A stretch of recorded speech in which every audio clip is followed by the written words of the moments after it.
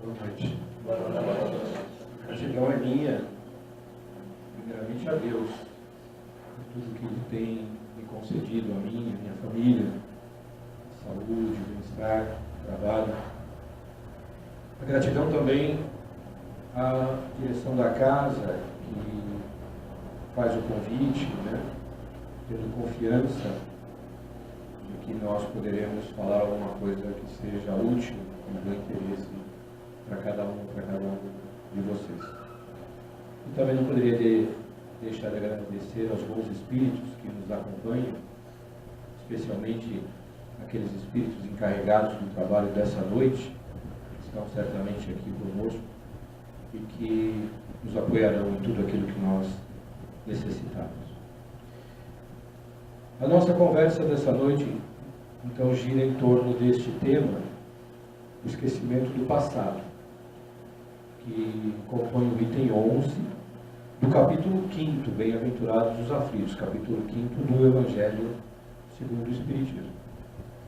E é interessante prestar atenção que o Allan Kardec colocou este item, que ele trata também em outras obras da codificação, e nós já veremos isso, exatamente no capítulo onde ele fala das bem-aventuranças. Ele inicia esse capítulo falando sobre as causas dos sofrimentos, que nós todos sofremos, e ele explica ali, de acordo com os pressupostos da doutrina do Evangelho, as causas, os motivos, as razões pelas quais nós sofremos. E que se dividem basicamente em dois grupos. Um grupo está relacionado com o nosso passado, com as nossas atitudes equivocadas no passado, ou seja, em outras vidas. Então, o pressuposto de que nós somos espíritos imortais, que já tivemos muitas vidas como encarnados na Terra, eventualmente até em outros planetas, e que outras tantas ainda teremos nesta nossa jornada de evolução. E como nós todos fomos criados da mesma forma pelo Pai, simples e ignorantes, Ele nos deu o livre-arbítrio e as leis morais na consciência. E cada um trilhou um caminho de acordo com as suas escolhas. E na maioria das vezes nós fomos nos equivocando, fomos infringindo a lei divina, faltando com o amor para conosco, para com os nossos semelhantes e para com Deus. E essa nossa repetitiva falta de amor estabeleceu débitos perante as leis divinas. E esses débitos, por mais que Deus não precise nos perdoar, Deus não perdoa, porque só perdoa quem fica chateado, magoado, ofendido. E Deus é perfeito e conhece-nos perfeitamente e não fica magoado com os nossos erros. Então Ele não precisa nos perdoar, mas a sua lei tem que prevalecer. E a sua lei é de amor, é de misericórdia, mas também é de justiça. Então, como que se faz a justiça de Deus diante dos nossos equívocos? Nós podemos aprender de duas formas, através do amor ou através da dor. Como que aprende através do amor? Praticando o amor. Então, toda vez que eu pratico um ato de desamor, eu praticar outro ato de amor, eu estarei balanceando essa equação e diminuindo ou até zerando os meus débitos perante a lei. Agora, se eu cometo um ato de desamor e não cometo um ato de amor para compensar, a justiça de Deus entra em ação através do sofrimento. Então, o sofrimento é o mecanismo utilizado pelas leis divinas para nos mostrar que toda vez que nós erramos, nós sofremos. Então, o sofrimento, ele é sempre uma consequência, ele nunca é uma causa. A causa são os nossos erros, os nossos atos equivocados. Motivados pelo quê? Pelo nosso egoísmo, pelo nosso orgulho, pela nossa vaidade, pela nossa cobiça, pela nossa intemperança, pela nossa rebeldia. Então, sempre que nós nos equivocamos, nós adquirimos um débito que tem que ser pago, ou pelo amor, ou pela dor. Então, Kardec explica isso no capítulo 5º, que uma das causas dos nossos sofrimentos são os nossos erros do passado. E a outra também são os nossos erros, só que agora no presente. Então, quando nós sofremos, é porque nós erramos ou no passado remoto ou no passado mais recente. Não há outra explicação. E por que ele então coloca esse item sobre o esquecimento do passado?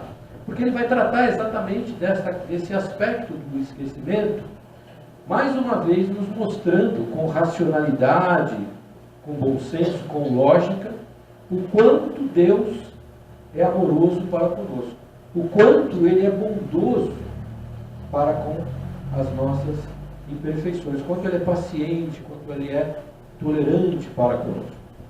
E aí nós vemos então, lá no lá no Livro dos Espíritos, no capítulo 2º, no livro 2º, no capítulo 7º, que trata do retorno à vida corporal, essa pergunta 392 e as sequentes que falam exatamente sobre o esquecimento do passado. Pergunta o Allan Kardec: por que perde o espírito encarnado a lembrança do seu passado? Vem então a resposta: não pode o homem, nem deve saber tudo. Deus assim o quer em sua sabedoria. Sem o véu que lhe oculta certas coisas, ficaria ofuscado, como quem, sem transição, saísse do escuro para o claro. Esquecido do seu passado, ele é mais senhor de si, ou é mais de si mesmo, dependendo da tradução. Então vejamos, o Kardec está preocupado com a razão, o motivo pelo qual o espírito encarnado não se recorda do passado. Pelo menos não se recorda do ponto de vista da nossa memória cerebral. A gente vai perceber e entender que nós mantemos um certo nível de recordação, porém, na nossa memória sentimental. Né? Mas então os Espíritos estão dizendo que nós não devemos saber tudo. Isso não é bom para nós. Mas na frente a gente vai entender por quê. E que Deus assim o quer, porque é para o nosso bem. Deus não faz nada que seja para o nosso mal. Nenhum ato de Deus é para o nosso mal, é para o nosso pior, é sempre para o nosso melhor, é sempre para o nosso progresso, para a nossa evolução, para a nossa felicidade. Deus só age em função do nosso bem. Então, é uma determinação da sua sabedoria que nós mantenhamos este véu encobrindo o nosso passado, as vidas passadas. Né? E ele usa essa imagem interessante, alguém que sai de uma situação escura, né? Você está atravessando um túnel muito escuro, ou está num quarto escuro, e de repente, subitamente, passa por um ambiente muito iluminado, a vista demora alguns segundos para se readaptar a essa nova condição de luminosidade. Então seria isso que aconteceria com o espírito, caso ele tivesse acesso a essas informações do passado. Então nós não lembrando do passado, nós estamos mais senhores de nós mesmos, ou seja, as nossas condutas se darão em função do que determina a nossa consciência e o nosso livre-arbítrio. Na questão seguinte, a 393, que tem um enunciado um pouco longo, ele pergunta o seguinte: como pode o homem ser responsável por atos e resgatar faltas de que não se lembra? Como poderia aproveitar da experiência de vidas de que se esqueceu? Concebe-se que as tribulações da existência lhe servissem de lição, se recordasse do que as tenha podido ocasionar. Desde que, porém, disso não se recorda, cada existência é para ele como se fosse a primeira, e eis que então está sempre a recomeçar. Como conciliar isto com a justiça de Deus? Então vejam a profundidade, a seriedade da preocupação que ele tinha com esse tema, ao formular essa pergunta para os Espíritos. Ora, se eu cometi um erro no passado, e eu não me lembro dele, não tenho a consciência do que eu fiz, por que eu fiz, a quem eu fiz, como é que eu posso ser responsabilizado? Parece uma coisa que não tem lógica. de acordo com a pergunta dele.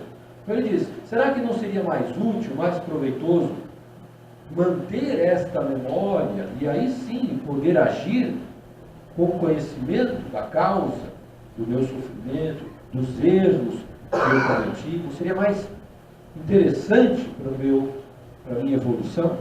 Né? Então ele diz assim, desde que porém disso não se recorda, cada existência para ele como se fosse a primeira.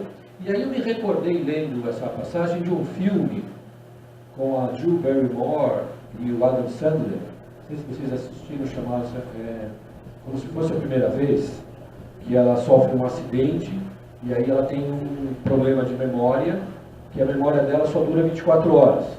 Você assistiu esse filme? Então, a cada dia ela começa de novo tudo igual. Ela faz, o pai e o irmão criam todo um cenário, né, para que a cada dia ela repita as mesmas coisas. Aí eu não vou contar mais, porque quem não assistiu, assista, o filme é interessante. Mas o que ele está dizendo aqui é isso. Será que então o homem, o fato dele não se lembrar do passado, não significa que a cada nova existência é como se ele estivesse começando tudo de novo? E os espíritos com muita sabedoria respondem. Em cada nova existência, o homem dispõe de mais inteligência e melhor pode distinguir o bem do mal. Vejam, apesar de nós não termos a lembrança do que fizemos, de bom ou de mal, a nossa consciência guarda este entendimento a cada nova existência aprimorado do que é bom e do que é mal. O que é bom é o que nos dá satisfação, prazer, alegria, bem-estar, paz de espírito, harmonia. E o que é mal é o contrário, nos traz dor, sofrimento, né, perturbação, tribulações. Então, a cada nova existência, a gente vem melhor preparado para lidar com as ocorrências do bem e do mal.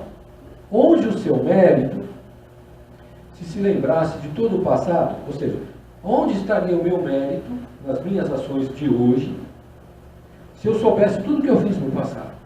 Eu não estaria agindo naturalmente, eu estaria agindo impulsionado por um conhecimento prévio. Então, não estaria aprendendo nada. Não é? Quando o espírito volta à vida anterior, no caso aqui a vida espírita, diante dos olhos se lhe estende toda a sua vida pretérita. Vê as faltas que cometeu e que deram causa ao seu sofrer, assim como de que modo as teria evitado. Reconhece justa a situação em que se acha e busca então uma nova existência capaz de reparar a que vem de transcorrer. Então o mecanismo da justiça divina funciona dessa maneira. Eu não me lembro dos meus erros do passado, vivo esta existência presente. No esforço constante, permanente, de tentar não errar mais e de reparar os meus erros, ou através do amor, ou através da dor. Mas quando eu retorno, após o desencarne, para a pátria espiritual, e todos nós passaremos por isso, lá sim, eu faço uma revisão desse passado e vou entendendo como que as coisas foram se sucedendo, quais as minhas atitudes nessas situações, onde eu acertei e onde eu errei. E aí, para aquilo que eu errei, eu planejo uma nova existência para então corrigir. Mas eu não vou lembrar. Então não adianta planejar uma nova existência. Adianta, porque ainda que eu não tenha a memória, o meu conhecimento, a minha intuição, traz todos os elementos que nos permitem, que me permitirá agir da maneira certa dessa vez. Escolhe provas análogas, semelhantes às que não soube aproveitar, ou as lutas que considere apropriadas ao seu adiantamento. Lembra, nós vivemos num planeta de expiações e provas. Né? Expiar é resgatar os erros. E provas é ver se eu aprendi alguma lição. Então, eu posso escolher situações na minha vida que tenham a ver ou com o resgate, com a expiação dos erros, ou com provas, para ver se eu realmente aprendi determinada lição. E pede a espíritos que lhes são superiores que o ajudem na nova empresa que sobre si toma, ciente de que o Espírito que lhe for dado por guia, nessa outra existência, se esforçará pelo levar a reparar suas faltas, dando-lhe uma espécie de intuição das em que incorreu. Então, o nosso anjo da guarda, nosso espírito guardião, protetor, pelo menos desta vida, normalmente ele permanece conosco por várias vidas, né? Quando a gente estuda especificamente este item do anjo da guarda, lá está dito que o nosso protetor está conosco há bastante tempo. Então, ele sabe quais são as situações que se repetirão nesta nova existência, nas quais eu falhei no passado, por orgulho, por vaidade, por egoísmo, e vai meio que assoprar na minha orelha: atenção, você está diante de uma encruzilhada para a qual você pode escolher duas alternativas. Uma, a correta, que normalmente não é a mais fácil, e outra, a errada, que via de regra é a mais fácil. Quando é que Jesus fala disso? Da porta larga, da porta estreita, né? Atrás da porta estreita tem o quê? A vida, a alegria, a felicidade. O que é a porta estreita? Viver de acordo com o Evangelho, viver de acordo com os mandamentos. O que é a porta larga? É fazer totalmente o contrário, né? E o que tem atrás da porta larga? A morte. Não a morte física, não a morte do espírito, mas a morte da felicidade. Porque eu vou sofrer. Então, atrás da porta larga, eu encontro sofrimento. Atrás da porta estreita, eu encontro felicidade. É fácil passar pela porta estreita? Ainda mais a gente que está mais reencarnadinho assim? Não é? Né? Por isso que é um mérito passar pela porta estreita. Pela larga não tem mérito nenhum. Então, o Espírito que nos guia, ele vai nos alertar. Atenção, atenção. Você já esteve no passado em situação muito parecida e errou.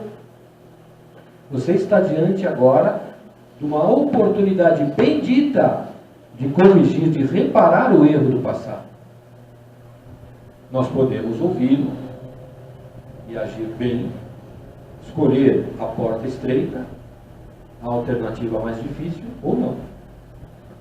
De quem é a responsabilidade? Nossa ou do anjo da guarda? 100% nossa. 100%. Por mais que ele se empenhe, a escolha será sempre nossa. Por isso que Deus nos dotou do livre-arbítrio. Então, nós temos que dar ouvido a essa voz que fala na nossa consciência. Tendes essa intuição do pensamento, do desejo criminoso que frequentemente vos assalta e a que instintivamente resistis, atribuindo as mais das vezes essa resistência aos princípios que recebestes dos vossos pais. Nossa educação, que também tem um papel muito importante, não vamos negligenciar isso. Aquilo que a gente ouve no lar, desde não mais tem infância, sobre o que é certo e o que é errado, fica também registrado na nossa consciência. E será, sem dúvida, algo a que nós recorreremos na vida adulta, né? Quando é a voz da consciência que vos fala. Essa voz, que é a lembrança do passado, então essa memória emocional, vos adverte para não recairdes nas faltas que já vos fizestes culpados. Em a nova existência, se sofre com coragem aquelas provas e resiste, o espírito se eleva e ascende na hierarquia dos espíritos ao voltar para o mundo deles. Então, quando nós resistimos a um impulso negativo, e quantos deles nós temos diariamente?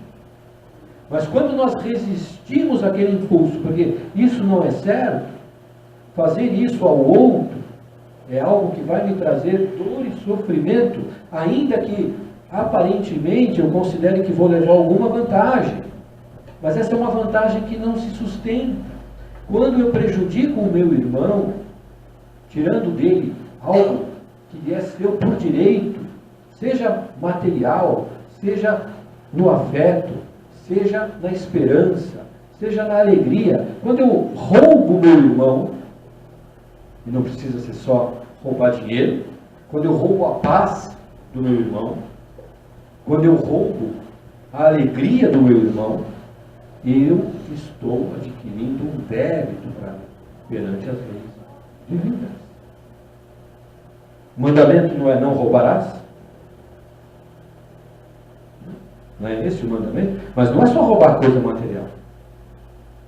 A grande maioria de nós que estamos aqui, eu acredito nisso, já superou esse aspecto de subtrair algo que não é seu, materialmente falando. Mas será que nós já superamos esse impulso de tirar algo do outro, da sua emoção, do seu sentimento, da sua alegria, do seu bem-estar, da sua paz? O sujeito está lá em paz, eu vou lá e atazano. Não consigo ver o cara tranquilo, né? Eu estou roubando. É um ato de roubo, de apropriação indébita.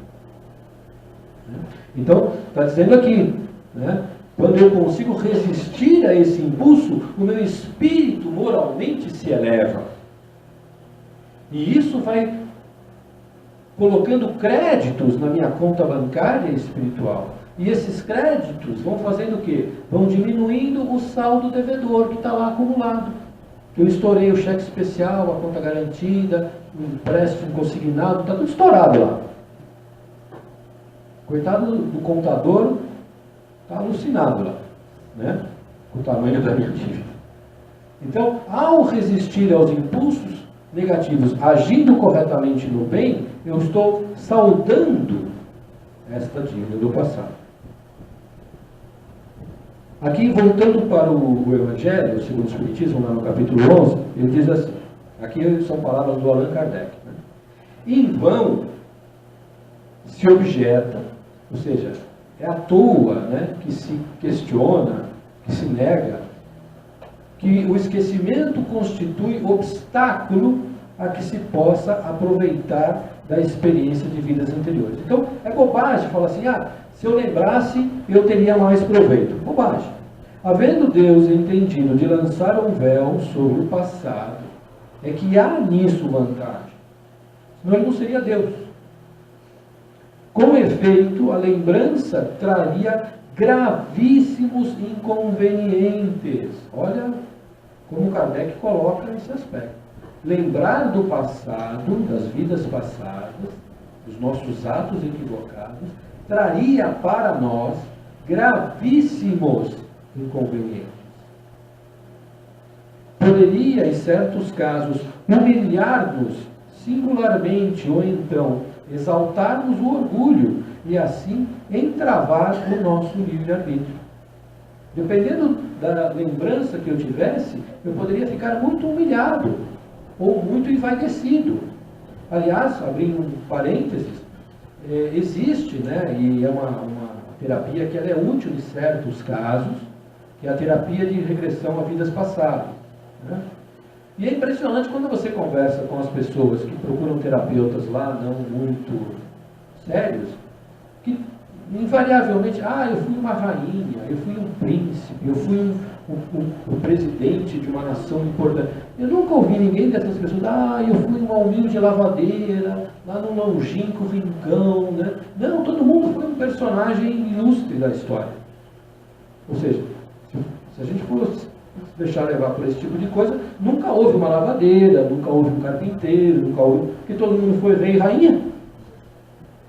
Não, a gente sabe que não é assim, né? Então, cuidado, essas terapias, elas existem para o nosso bem. Deus permite que esses conteúdos sejam acessados, mas conteúdos muito específicos para atender um trauma, um sofrimento, uma fobia muito grande que uma pessoa tenha, que esteja atrapalhando a sua vida. Não é para lembrar que foi rainha, que foi... nada disso, né? em todas as circunstâncias, acarretaria inevitável perturbação nas relações sociais. E aí me chamou a atenção essa frase, perturbação nas relações sociais. E vamos entender por que o Kardec usa essa expressão. Frequentemente, ainda o Kardec falando, frequentemente, ele não disse sempre, todas as vezes, frequentemente o espírito renasce no mesmo meio que já viveu, estabelecendo de novo relações com as mesmas pessoas, a fim de reparar o mal que lhes haja feito. Olha, como é que Deus vai promover a sua justiça? Ele nos dá a reencarnação, essa intuição do que é certo e do que é errado, o anjo da guarda nos intuindo, nos auxiliando, e o retorno junto com aqueles a quem nós devemos ou que devem para nós. É assim que nós vamos reparar os nossos erros. Se reconhecesse nelas, nas pessoas com quem ele retorna, as a quem odiara, quiçá o ódio lhe despertaria outra vez no íntimo.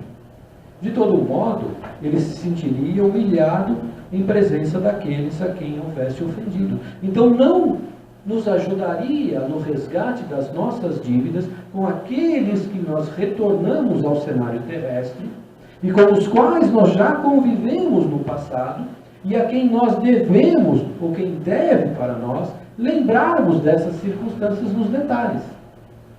É claro que muitas vezes fica um resquício desses sentimentos bons ou ruins, de antipatia ou de simpatia, entre cônjuges, entre pais e filhos, entre irmãos, entre parentes.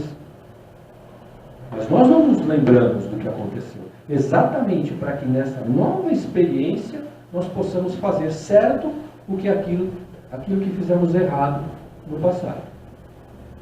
E aí nós voltamos para o Livro dos Espíritos, questão 204, que está no livro 2º, no capítulo 4. Desde que tivemos muitas existências, o parentesco remonta às anteriores.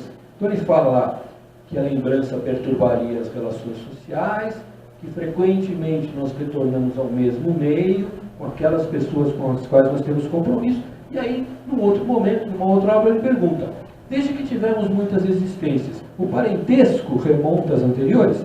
Não poderia ser de outra maneira. Então, nossos pais, nossos cônjuges, nossos filhos, nossos netos, são criaturas com as quais nós já convivemos em algum momento do passado. Isso é certo. Alguns foram nossos amigos, outros não. Isso também é certo. A sucessão das existências corpóreas estabelece entre os espíritos ligações que remontam às existências anteriores. Disso decorrem frequentemente as causas de simpatia entre vós e alguns espíritos que vos parecem estranhos. Aí voltamos lá para o Evangelho. A parentela corporal e a parentela espiritual. Veja que o Kardec abordou isso de forma muito ampla, né? Os laços de sangue não criam forçosamente os liames entre os espíritos. O corpo procede do corpo, mas o espírito não procede do espírito, porquanto o espírito já existia antes da formação do corpo. Jesus já falou isso lá para Nicodemos, né?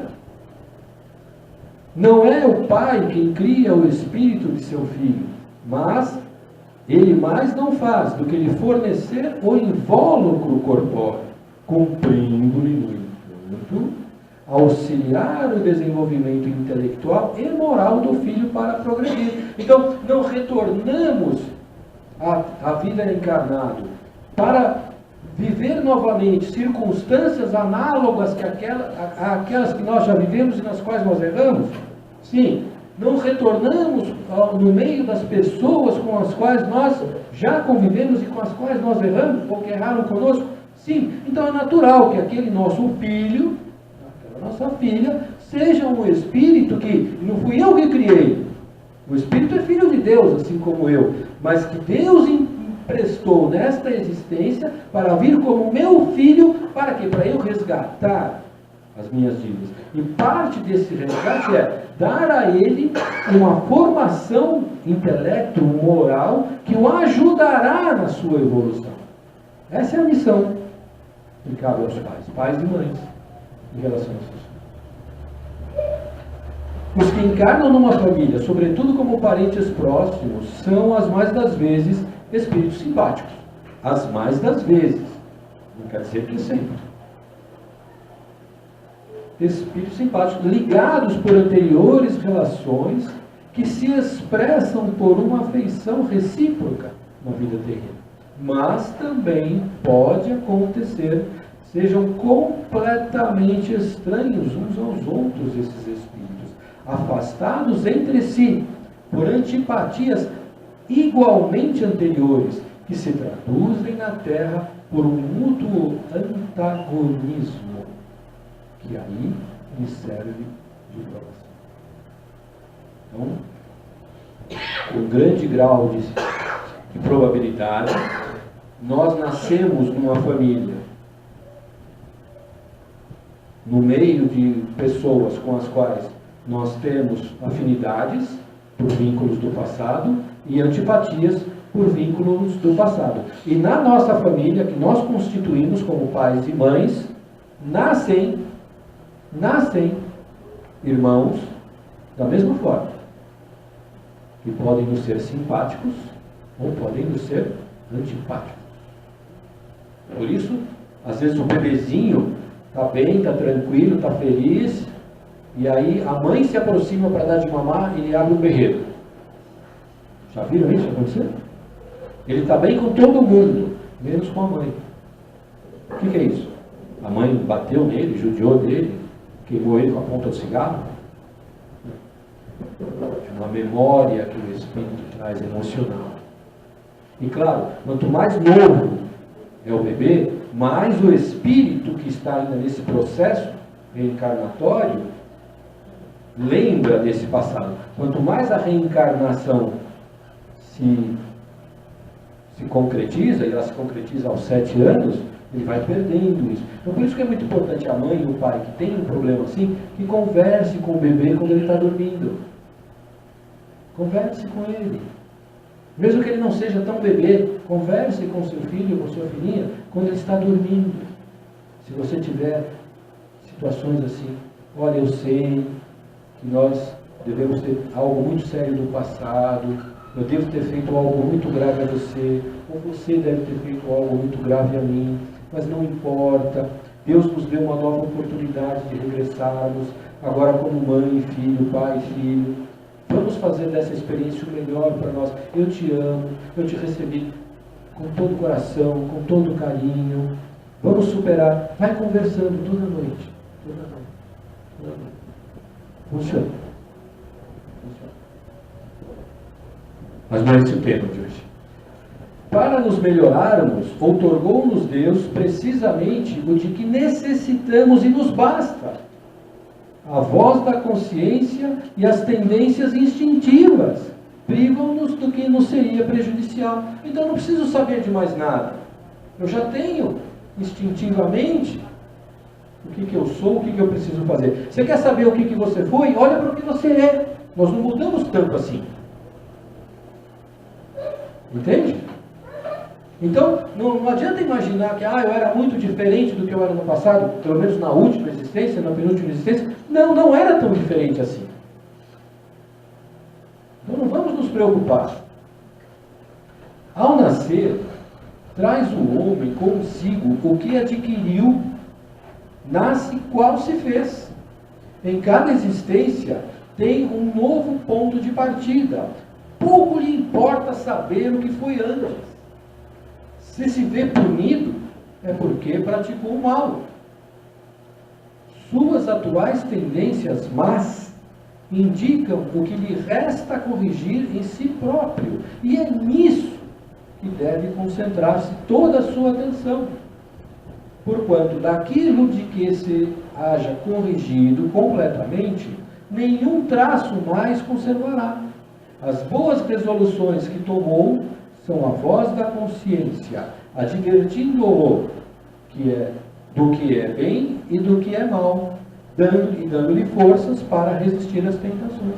Então, aquilo que eu já superei, tu imagina que no passado eu era assassino e ladrão. Muitas vidas no passado, eu me comportava como um assassino e como um ladrão.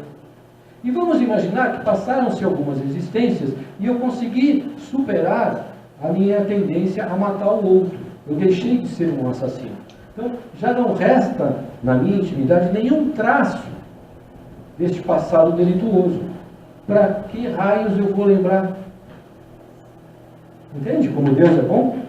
Agora, ladrão eu ainda sou. Então é nisto que eu tenho que concentrar a minha existência. Porque a vida vai me colocar diante de situações em que eu vou ter a oportunidade de roubar. E eu posso e devo escolher não roubar. Certo? É nisso que eu tenho que me concentrar. O que eu fui no passado? Não me interessa. Eu devia ser ladrão, porque eu ainda tenho o impulso de roubar. Se nessa vida eu trago esse impulso, com quase toda certeza eu já tive esse impulso antes. Ele não nasceu nessa vida. O homem, ao nascer, traz consigo o que adquiriu. Nasce qual se fez. Então eu não criei nada nessa vida. Eu posso agravar ou melhorar. Mas eu não vou criar um novo vício, uma não virtude nessa vida. Eu posso aprimorar uma virtude, mas não criar um novo vício. Aliás, o esquecimento ocorre apenas durante a vida corpórea. Volvendo à vida espiritual, readquire o espírito a lembrança do passado, né? Nós já falamos disso. Nada mais há, portanto, do que uma interrupção temporária, semelhante à que se dá na vida terrestre durante o sono, o qual não obsta que, no dia seguinte, nos recordemos do que tenhamos feito na véspera. Mais ou menos, né? Tem gente que não lembra nada que fez ontem, nem que fez agora há pouco. Né? Mas, enfim, o Kardec está falando, a gente tem que levar a sério. Mas, se trata de memória, mas é meio complicado, né? Estou brincando, mas o que ele está dizendo é isso, ele está fazendo uma analogia, né, entre esse esquecimento temporário do passado, enquanto nós estamos encarnados, e quando a gente dorme. Então, quando a gente dorme, a gente esquece o que fez ontem e amanhã a gente lembra o que fez ontem, né? E não é somente após a morte que o espírito recobra a lembrança do passado. Pode dizer-se que jamais a perde, pois que, como a experiência o demonstra, mesmo encarnado, adormecido o corpo, ocasião em que goza de certa liberdade, o espírito tem consciência de seus atos anteriores, sabe por que sofre e que sofre com justiça. A lembrança unicamente se apaga no curso da vida exterior, da vida de relação. Mas, na falta de uma recordação exata, que lhe poderia ser penosa e prejudicá-lo nas suas relações sociais, forças novas ao ele, nesses instantes de emancipação da alma, se o sabem aproveitar. Então, o que ele está dizendo? Quando nós adormecemos, isso é um fato, até a ciência comprova isso, há um parcial desprendimento. Parcial por quê? Porque se fosse total, nós desencarnaríamos. Tá certo? Então, quando se rompe o último laço que mantém o espírito ao corpo físico, dá-se o que nós chamamos de morte física, né?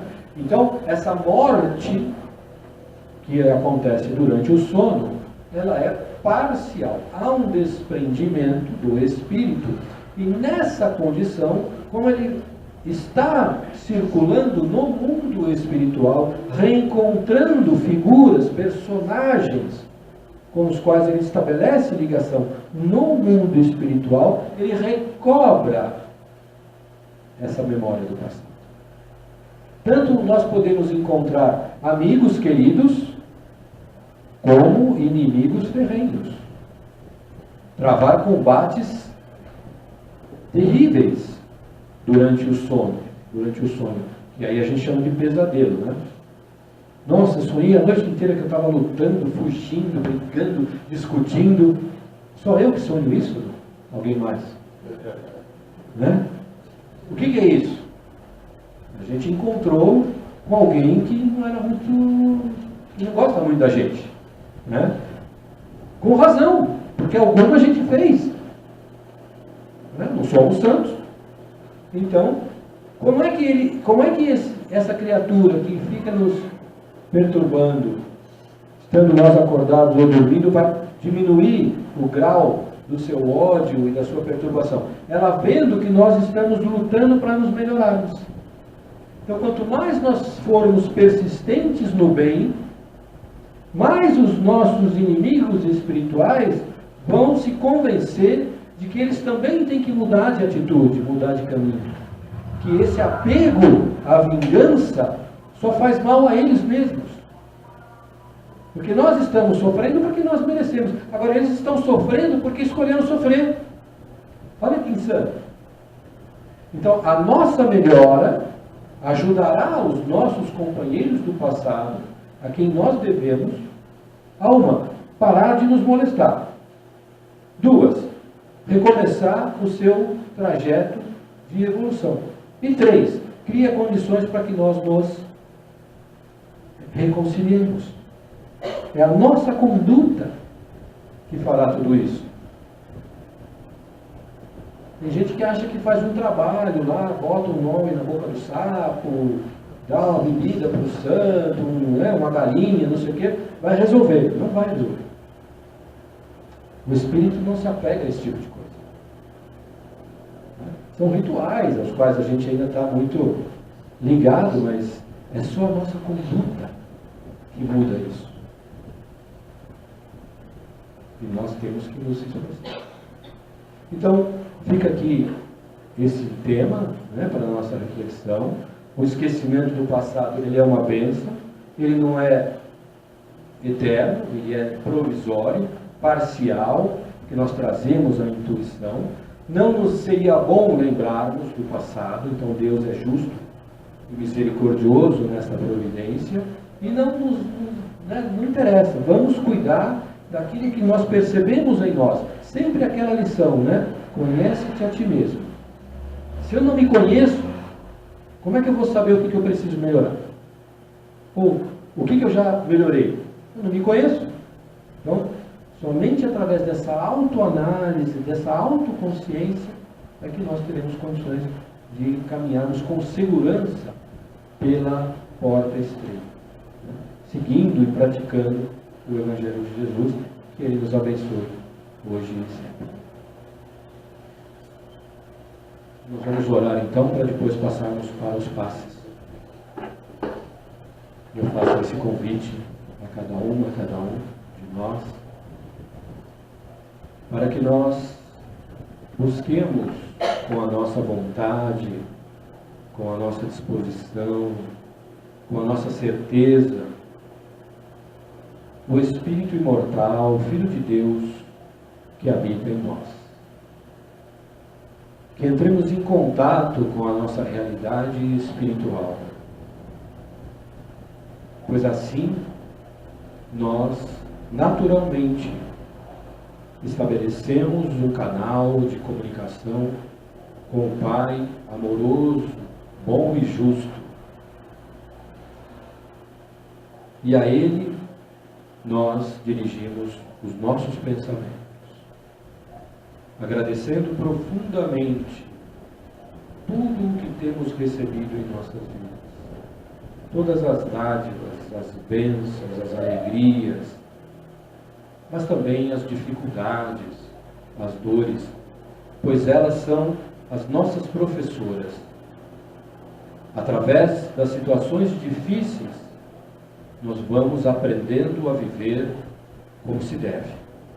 Nós vamos reconquistando a nossa integridade espiritual na medida em que nós sofremos com coragem, com resignação, com esperança e sem abrir mão de agirmos constantemente no bem. Agradecemos a Jesus, nosso mestre, nosso guia, por ter deixado este legado de luz, que é o seu Evangelho, para iluminar os nossos caminhos, pois nós ainda trazemos muitas trevas na nossa intimidade. E o Evangelho representa o roteiro seguro para a nossa caminhada. Aos espíritos bondosos que caminham conosco, que nos protegem, aos espíritos dirigentes, trabalhadores desta instituição, que preparam estes trabalhos com muito carinho, com muito cuidado, de forma antecedente, preparando a nossa chegada, examinando as nossas necessidades, provendo tudo o que é possível para nos trazer um pouco de forças, de coragem, de paz. Muito obrigado. E que nós saibamos manter essas energias tão benéficas pelo maior tempo possível, mantendo os nossos pensamentos em harmonia e em sintonia com os ensinamentos do Evangelho. Que essas bênçãos também possam chegar aos nossos lares, àqueles a quem nós amamos e a quem nós agora endereçamos os nossos pensamentos, na certeza de que Deus, de que Jesus e que os bons espíritos também a eles abençoarão com a saúde, com a paz, com a felicidade. Muito obrigado, Senhor. Esteja conosco, hoje e sempre. Que assim seja. Muito obrigado.